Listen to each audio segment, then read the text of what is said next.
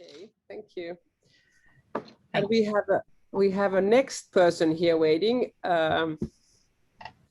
So we're going to have here Taina Snellman talking about the story of Tikau. Actually, I met Taina during the Nansa time, and I always keep saying that she was one of the best recruitments which I have ever done in my whole life. There's always a people who you think that you would like to work their full life together, and there's many people we have been working together. The team is coming and going, but Taina is a person which I'm very honored to be following up her career and how it has been developing. He was at the Nanso already like a very stubborn young lady who sort of had a passion for thinking differently about the textile industry, went and did her work in fashion and sort of even fast fashion, studying that whole ethical kind of codes and things and certificates on that and the productions. There's her characteristics, I must say, that like saying that she's a gentle, lively, energetic person, but also very determined young lady, even a little bit stubborn as well. And I think that without this being so stubborn, it would have never happened what she has done. And I'm super proud to have her here beside me today. And I really believe that this is a lifelong journey, what we can do together. And I think that you're going to be so excited about her work. Has been a rocky road. So let's share her story. This is Taina. Hi. Okay. Maybe you want to say something to the audience before you have your 48 slides. Thank you, Mirko, for kind words, and thank you that I can be here today. I'm so glad to tell you more about Tikau and the story and share those 43 slides with you. Let's try to get them quickly, and you might need to stop me at some point if I get too excited of this story. Let's see if you can see it. The Tikau is here. Okay, Tikau behind design. So let's start from the name. Actually, Tikau came from I think it's from Sanskrit and from Hindi-based word meaning sustainable, durable, and that leads us to the story. So today I'm going to tell you about Tikau, the company, and we have had also during the years a small charity organization. And the journey. We do mostly textiles, also some baskets and some wooden items, but depending in a way of the local crafts. Based on that, we have developed our collection and collection lines. But let's start from the beginning, how we ended up to be here. So, like Mirko mentioned, my background is in a way that I had always, since I was studying and younger, I was really interested about sustainability, but at the same time, very interested about beauty of things. And I ended up to work with design and fashion and studied that as well, and economics. That time, it was already 20 years ago, so corporate social responsibility as a concept, and especially in fields of fashion, it was not really there yet. I was able to study a little bit environmental management that time also, and then I started working with fashion and design companies. Then I had an opportunity to move to India. I think this was 17 years ago. Time goes fast. 17 years ago, doing actually a traineeship and research in textile industry. I was traveling around factories in India and looking into workers' welfare in these factories. And during that time, I really realized that I need to do something. Like I need to help. I just have to do something. And since my background was in design and fashion, this was my way to do something.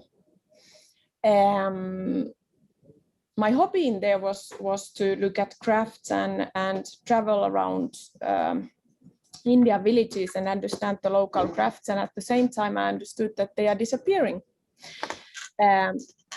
And as a third thing, what I realized was that every morning I went to a factory, there was a line of people waiting, and I was thinking why they are waiting in front of the factories and interviewing people. And I understood they want to have work. They really need work opportunities. But the question was basically that how they wanted to actually stay in their home villages. Like if we think about big cities, how many people are forced to move in the big cities every day? Like in Delhi, it's thousands of people every day. So I was thinking that, okay, that I really want to take the work to the people instead of that they are forced to move to the big cities and come to work in the factories. This was the main idea. So now we travel to India from Helsinki. So then I start traveling in these villages and developing the concept slowly beside actually my other works then when I had moved back to Finland during the years. And based on the local raw material, local skills, if there are some skills, the idea was develop designs and products what we hopefully could sell in Finland and other countries, so that we get a fair price for them, so that we can help these people and pay them fair price for their work. In terms of, let's say, this village, what has been one of the most difficult villages where we have work, this is in Orissa, in Eastern India. There, it's not just giving work or orders. It has been a really long journey, including vaccinations and healthcare and teaching artisans to read and get the ID cards and so on and so on and so on. So it's not only basically doing the product or buying it from there where you can get it the cheapest. Basically, it has been more the people who we really want to help or who I really want to help. And based on that, we have been trying to figure out the plan, how we could help them. So basically, how I would describe the concept that the model is more like that there is a challenge, or actually we can say that it's a problem in society, and somehow the solution and the design and the creative thinking can create a solution to that and cause actions. So let's say the village where we were right with the bamboo lights. So this is the same village where this was a workshop, for example, where we were planning to have this kind of village house and home for artisans, which would be a shelter also during the monsoon rains, but would solve many issues in terms of work, but also everyday life. So they were designing actually that themselves and making their wishes how the house should be. This is the end result, for example, that product or project.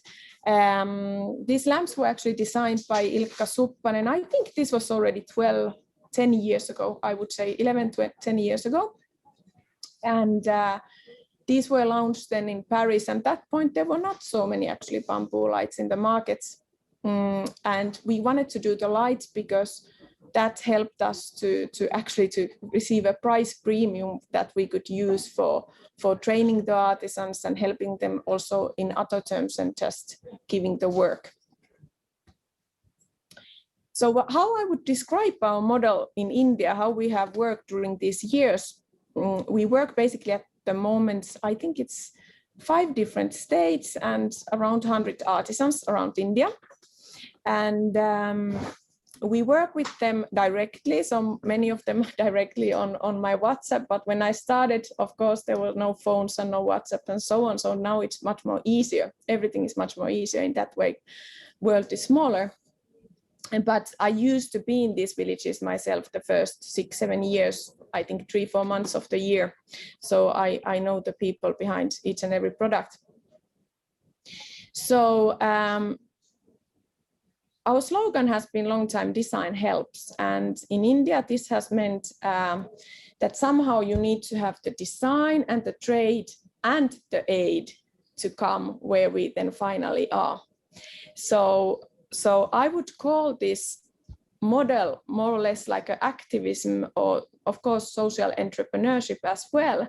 But somehow we talk a lot today about corporate responsibility or sustainability in terms of business and in terms of companies, but how I would see Tikau, and I wish to see many other companies in the future more also as a company activists or corporate activists, where you basically start something to solve an issue or problem in the society.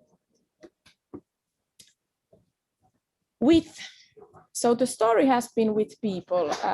Humanity being small is important to me and important to us. So all the products are developed together with the artisans, and based on their skills and the local as environmental friendly raw material as possible, I try to find a mix match of type of product what we can possibly then sell. Sometimes we have also other designers who design the products, like the rug in the first picture was designed by Finnish Klaus Haapaniemi. So sometimes then I sort of put together the designer and the artisans to come up the design what is suitable for that context and that skill level and that place. Working in villages otherwise is and working with handicraft in villages is that way also good, because you might have a problem with infrastructure, you might have a problem with electricity. So the hands and the manpower work always. Also, one more important thing is that it's important for women maybe to stay at home and work from home. So making handicrafts often give possibility to women to stay at home and work. About the values, so as a person or as a company, the values of course are our behind everything we do. And for Tikau, for example, the human values, animals of course, the environmental things are important to us. We work mostly with natural dyes, on I think 80% are non-dyed in our collection. And everything is done as locally as possible. And cultural aspect, we want to also combine the craft, the tradition together and sustain the crafts. So as mentioned before, the designs are always sort of as an end result of long-term collaboration between artisans and designers and Tikau. Then shortly, I think I'm running out of time. What says Mirko? Yeah, go to Finland now. Yeah, we come to Finland now. So come today and the past years, we started actually to produce things in Finland as well. So we having the same sustainability and the same values as a core. We started a small atelier in Helsinki, producing clothing and home interiors. This came actually as a side effect of this collaboration with Finnish Refugee Council. We made a collection for them called Empathy Movement. And now at the moment, since 1 year, we have been working quite a lot with local wool in Finland and sustaining the crafts in Finland. This actually started because I have sheep myself, and I realized that not my wool, but otherwise the wool in Finland is, I think it's 80% or 90%, especially of the meat breed sheep wool is going to be wasted. It's totally, we don't use it. It's considered as a waste, which is terrible. The quality of the wool is great. So during the COVID years, I wanted to also do something local and use this wool to sort of do local made products and sustain some crafts and making also in Finland. Actually, it was so that one man called me from northern Finland and said that, okay, this has been our life work. We have been weaving rugs all of our lives. But now we are too old to continue. That would you like to buy our machines? And I was like, oh no, maybe not, that we have so much in India going on and so on, that no. But then I thought about the wool, and then I thought about that I cannot take this anymore, that everything is disappearing from Finland, that we need to keep something in Finland still. So I bought the machines, and now we have more or less like a museum So we have the old machines actually close to Johanna, Nikaris Johanna, who was staying in Fiskars. So we are just 10 kilometers from there. And we have been developing products out of this Finnish wool. But it was not easy since the processing of the wool had disappeared from Finland quite a lot. So we ended up actually to have a station where we received the wool from the local farmers. And then we wash it ourselves and separate it and so on ourselves. And now we have been developing different type of yarns as chemical free, as environmental friendly as possible. And now I'm hoping to launch the rugs in latest next autumn. Let's hope so. And I think I have to stop now. I can stop maybe on this sentence that it's all about choices. So I think if we talk about sustainability or ethical things, it's and in terms of producing and also consuming, it's all about choices. Thank you very much. Yeah, Taina is a totally special person with this totally special energy, and seeing these first samples of the rugs, what she has been doing with these museum machines, they're so beautiful. They're so haptic, so tangible, and you see that the wool is not equal, and it shouldn't be. It has like the beauty of the natural materials. I think that Lee, you would really love them when coming they're ready. Just hopefully we can take you there to one day to see, because as a Yes, is there already samples now, or is it's just in the beginning? We have done the past month, actually we have done first samples, so the prototypes are there finally. Yes. Congratulations, you are a very brave new girl. Oh, thank you. I don't know if it's somehow crazy maybe.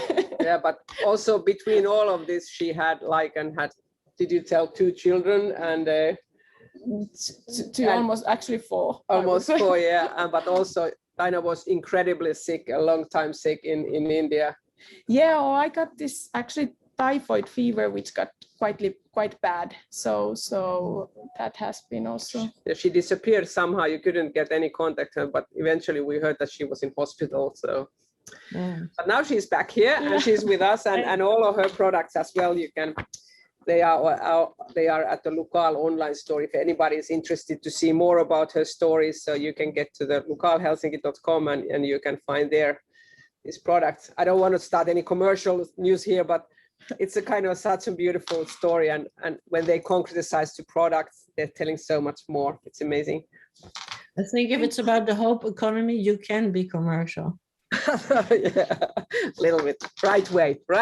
Yeah. Thank you very much. Thank you, Taina. Thank you.